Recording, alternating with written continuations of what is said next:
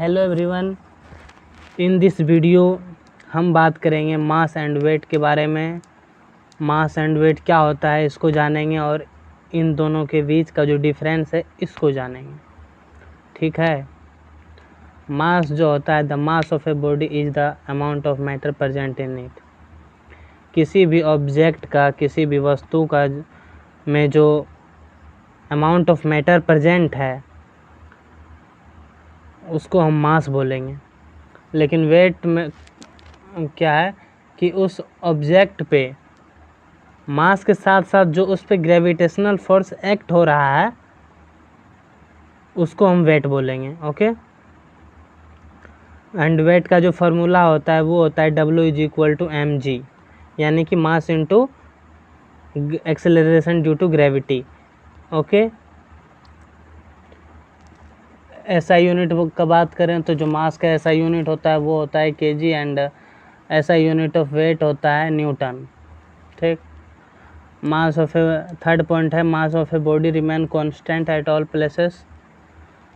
Body का जो मास होगा वो कांस्टेंट होगा, सेम रहेगा, चेंज नहीं होगा। ठीक। मास कभी चेंज नहीं होता है, लेकिन वेट चेंज होता है। पहले एक लोकेशन, वो लोकेशन पे डिपेंड करता है वेट कि उस पर ग्रेविटेशनल फोर्स कितना लग रहा है, ग्रेविटेशनल फोर्स से एक्सेलरेशन ऑब्जेक्ट पे कितना है, वेट इस पे डिपेंड करता है।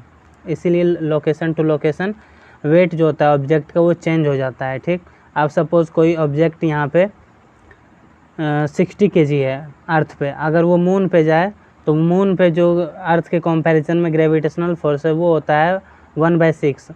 तो यहाँ का 60 kg मून पे 10 kg हो जाएगा, 60 kg का 1/6। ओके।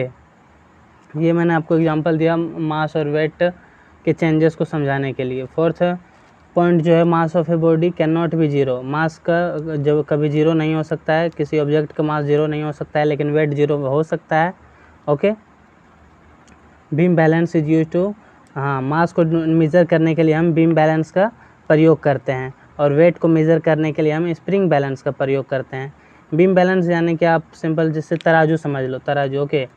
मास को मेज़र करने के लिए बीम बैलेंस का प्रयोग करते हैं एंड वेट को मेज़र करने के लिए स्प्रिंग बैलेंस का प्रयोग करते हैं। Okay, thank you.